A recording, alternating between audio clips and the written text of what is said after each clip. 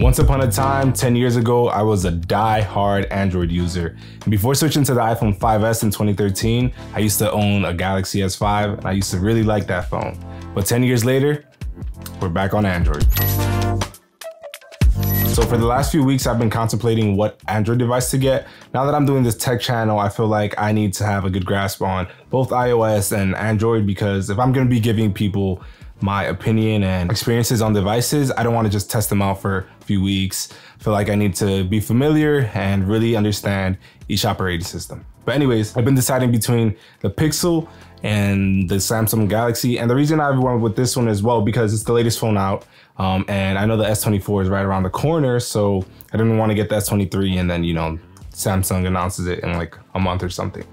But for the next few weeks, I'll be testing this phone out and I'll be making a full review. But in this video, I'm going to be covering my first impressions coming from an iPhone and how I feel about owning the phone for the last 2 or 3 days. So let's get into it. So my initial thoughts when I first unboxed the phone and I got it in my hands was how good the phone looks. Like, I'm a big fan of this visor look. It kind of reminds me of those helmets that Daft Punk uses with the, you know, visor look or whatever. I don't know, but the phone looks super futuristic and it just feels even better in your hand. I love how they rounded out the back of the phone, but they still kept the flat screen. The phone feels really good in your hand. It does feel a little bit top heavy, but it's not an issue for me. Like, it still feels comfortable. Something I'm really starting to dislike is the weight of my iPhone 14 Pro after testing the iPhone 15. And now this phone is just, it's not as comfortable as rounding out the back of the phone. And people associate heavy phones as a premium product, and whatever, I can see that, but I much rather take the comfort over, you know, having a heavy ass phone that, you know, if you drop on your face in bed, it's probably gonna cause some damage. It feels like a true flagship phone, except for one thing that I wish I didn't realize, because now it's really bugging me, and I'm gonna see if the mic can pick this up, but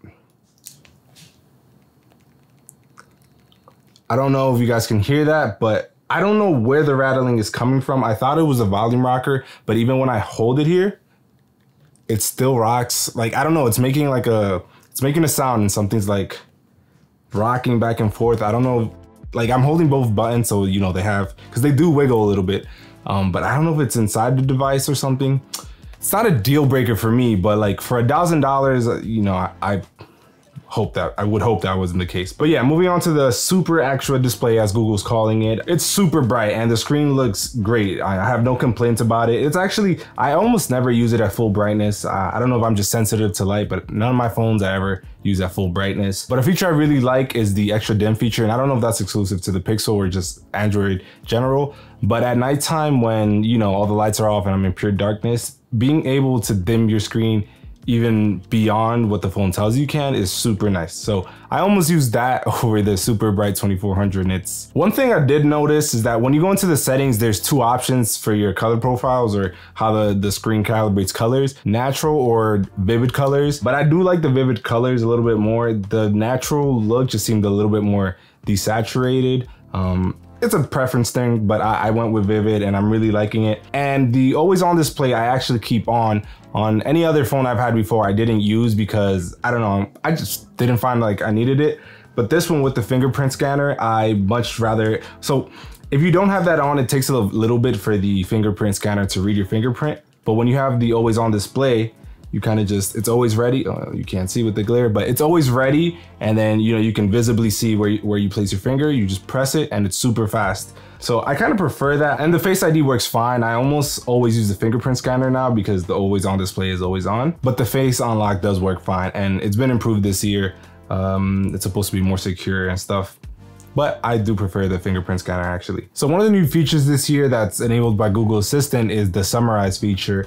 And I was getting super frustrated because this is one of the first features I tried to use when I got the phone and it just wasn't working for me. So for some reason, I would go into the phone and try to read a website. By the way, this only works in Google Chrome. And it would just tell me it wasn't available on my phone yet. And I did a bunch of troubleshooting. I looked on forums online and there was only really one website on Reddit or one thread that I could find. And there were other people having the issues. And one of the fixes I tried was going, you know, updating Android OS and make sure it was up to date. And even the Google System Play Store, or whatever it's called, the Google System Store, everything was up to date. And that didn't work. I was still getting that same error. So I tried going into the actual app store, and Google has like a bunch of services that are pre-installed into the phone. So I was like, well, you know, maybe one of these is linked to Google Assistant. I need to update it and, you know, everything will be good. No, that didn't work either. So, well, at least I don't think it did, because I tried afterwards and, you know, I thought eventually I'm like, okay, it has to be the phone, it's probably faulty. But other people were also getting that issue. And this feature is only enabled in the US and in English, I'm pretty sure. But hey, I'm in New York and I have my phone set to English. But I finally noticed it started working after I set up the Magic Editor feature. So I don't know if this is linked to like Google Assistant or something, the AI features. But initially there was a setup process that I had to do the first time where, I set it up or whatever. And then after trying that feature, I'm like, well, let me go ahead and try again.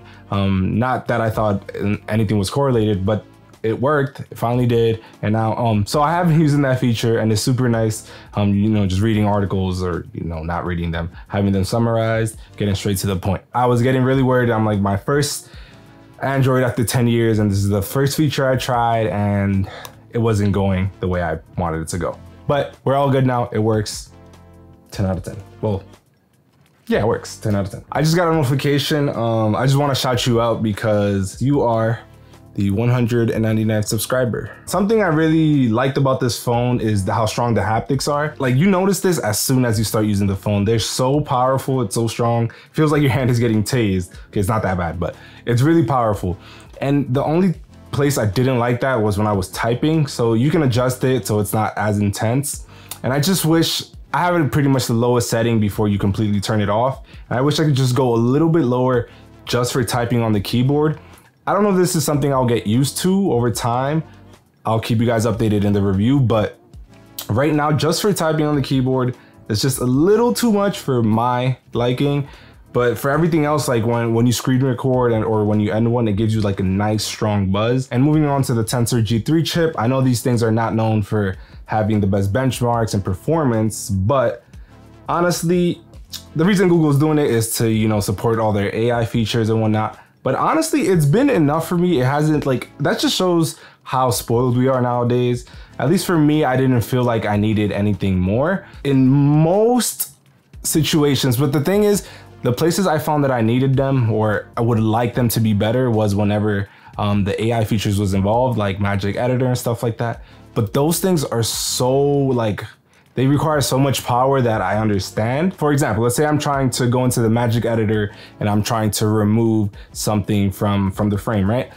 It's not the actual process that I wish was faster, because I understand how much power that takes. You click edit and then you have your basic edits like brightness, saturation, all that good stuff. But then you can click further in, and that's how you get into your AI menu. And clicking into that also takes a brief second before it's doing anything. I guess it's analyzing the photo for potential edits, but that also takes a moment. And then, the actual edit, like if you select something and try to remove it or erase it from your frame, that's gonna take a while. But that's understandable because, again, it's literally either moving a subject around or erasing something completely from your image. And the other thing is, when you're shooting those super high resolution 50 megabytes raw photos, it does raw and JPEG at the same time. So when you're doing that, let's say I snap a photo and then I try to view it right after in the Photos app, it takes a while for it to process the photo and do all the edits and stuff. It takes a moment, like 1 or 2 seconds. Again, it's not the end of the world, but I feel like that's somewhere where it needs improvement. So since we're on the topic of cameras, this thing takes phenomenal photos. I'm gonna do a more thorough test on it, but just off my first impressions, it does such a good job. The photos do look very processed, but that's because they are. You can tell, Google's all AI, right? They're doing a lot of that. But they definitely look processed, but they look very good. The colors look vivid, and you can easily compare this to the 15 Pro Max I just tested. But again, stay tuned for the full review. I'm gonna really dive into the cameras in that. But it does a really good job at exposing for faces. You can see it live. I'm actually gonna throw in a clip where you can see the camera exposing in real time for my face. So it's exposing for, everything else, the scene, then you'll see it light up my face live. And the audio eraser feature also works surprisingly well. So originally when I seen this in the marketing material, I thought it was just gonna be So what this does is pretty much allow you to remove some background noise like wind or, you know, like anything that's not your voice. And when I originally saw this, I thought it was going to be, it'll detect your voice and then there'll be like a slider to remove anything else that's not your voice. But the way it works is that first it'll analyze your video clip and it'll detect if there's any voice in there, if there's any wind, and then if there's any noise. I don't know what noise is. I guess it's anything else that's not wind or a voice. And it doesn't always detect all three. I have some clips where it detected only wind and then voice, and it didn't have the noise option. So again, I'll do more tests on this, but yeah, I guess it just goes off what it detects. So my point is, you can adjust these three sliders individually, so you can remove more wind noise, or maybe you want less background noise but keep some of the wind. I don't know why anybody would want that, but you can do all three of them at the same time, and it's not like it's one slider that just removes all the background noise that is in your voice, which is, I really like this. I'm glad they allow you to do all three. But again, like I said, it doesn't detect wind, noise, and your voice all the time. I don't know if there's actually any more options, but there hasn't been like, I don't know, a horn option or something. Those are the three that I've seen so far. Something I didn't realize I was so deep into until I picked up this phone was the Google ecosystem. Like all the apps pretty much come pre-installed, and then I log in using my email, and just everything that I do on my computer, I don't use a Mac to edit, by the way. I'm on Windows, but not that that would matter. But all the software that's on my computer, like Docs, Drive, which I use for clients and stuff like that, I was logged into everything, and I didn't realize how deep I was into this ecosystem, which is why I think this phone is probably gonna be the one I get over the Samsung Galaxy, but we'll see. So the battery for this has also been great. It pretty much lasts me all day, although I might downgrade to the Google Pixel 8, and this is the Pro obviously. The Pixel 8 kind of seems like a better deal right now because yeah, you get a smaller display and a smaller battery. Oh, and of course you don't get the temperature sensor, which I don't think I'll ever use. But the screen isn't an LTPO screen, so you only get 60 to 120 hertz, which is probably fine, while this one can go all the way from 1 to 120.